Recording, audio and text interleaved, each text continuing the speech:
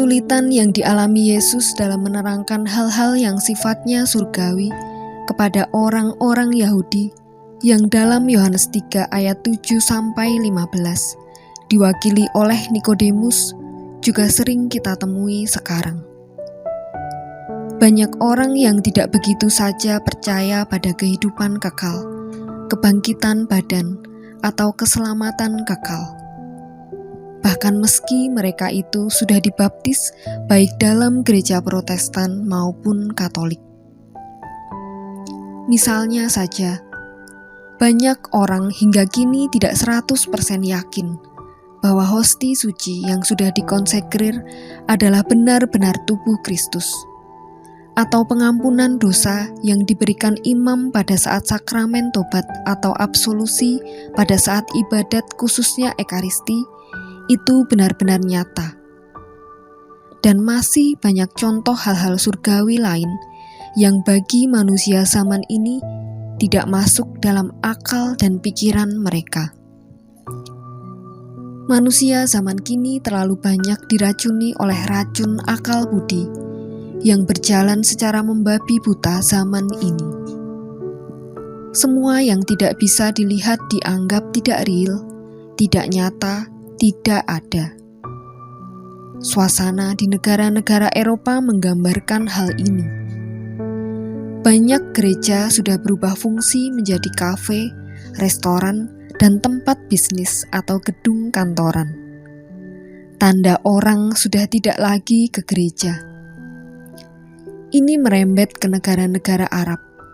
Dalam beberapa survei, salah satunya yang dilakukan BBC Internasional pada 2019, disebutkan peningkatan persentase penduduk yang tidak beragama dari awalnya hanya 8% pada 2013 menjadi 13%. Di Iran dalam riset Iranians Attitudes Toward Religion 2020, terungkap bahwa 47% dari 40.000 responden mengaku telah beralih dari beragama menjadi ateis.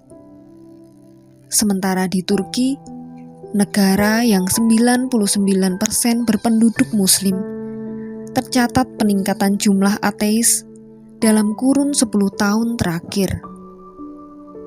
Dalam laporan lembaga survei Konda pada 2019, ditemukan bahwa jumlah orang Turki yang menganut agama Muslim telah turun dari 55% menjadi 51%. Sedangkan di Mesir, mengutip Deutsche Welle Universitas Al-Azhar, Kairo pada 2014, juga melakukan survei tentang topik serupa. Hasilnya menunjukkan bahwa 10,7 juta dari 87 juta penduduk Mesir mengaku menjadi ateis, mencapai 12,3% dari keseluruhan populasi. Hal sama juga terjadi di Arab Saudi. Mengutip laporan Saudi Arabia 2021, International Religious Freedom Report, tercatat ada 224.000 yang memilih tidak beragama, baik ateis atau agnostik. Penurunan ini bukan beralih ke agama lain, tetapi menjadi ateis. Bunyi laporan itu. Tuhan senyatanya selalu hadir, namun sebenarnya kalau kita amati, banyak kejadian yang dialami orang per orang yang justru menunjukkan bahwa keberadaan Tuhan itu sungguh nyata. Bukan menjadi sebuah berita yang besar, karena itu pengalaman individual yang mungkin akan sulit dibuktikan secara ilmiah, namun justru menguatkan peran serta Tuhan Allah dalam dunia ini, dalam hidup masing-masing orang. Kalau begitu, sebenarnya ada sesuatu yang hilang atau putus di sini. Menurut saya, yang hilang itu adalah kemampuan kita untuk semakin peka melihat tanda-tanda dan jejak-jejak kehadiran Allah yang bangkit dan masih berkarya hingga kini. Disinilah pentingnya eksamen. Kalau ada cerita bahwa banyak doa dikabulkan, itu bisa saja menjadi bukti. Kalau ada kisah di mana seseorang mengalami kesembuhan dari penyakit berat setelah berdoa sungguh-sungguh, itu juga bukti. Ada juga yang bercerita bahwa dia diselamatkan dari bahaya tertentu, padahal kalau dipikir secara logis, tidak mungkin bisa.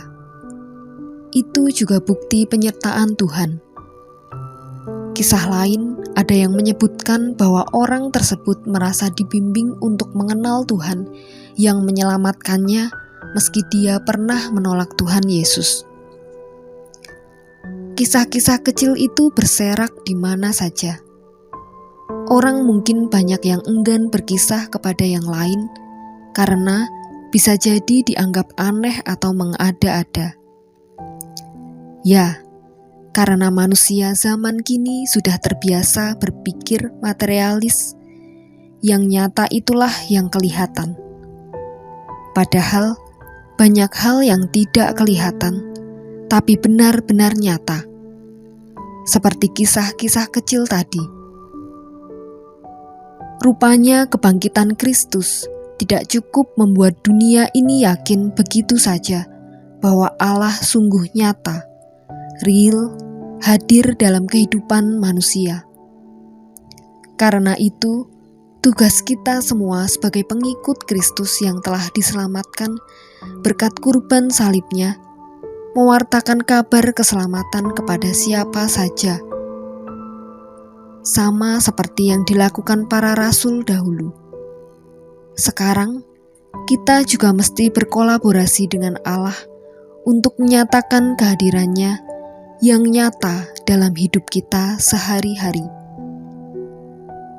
Semoga energi kebangkitan Kristus menguatkan kita untuk selalu bersemangat dan berkobar dalam mewartakan kasih Allah kepada siapa saja. Tuhan memberkati. Amin.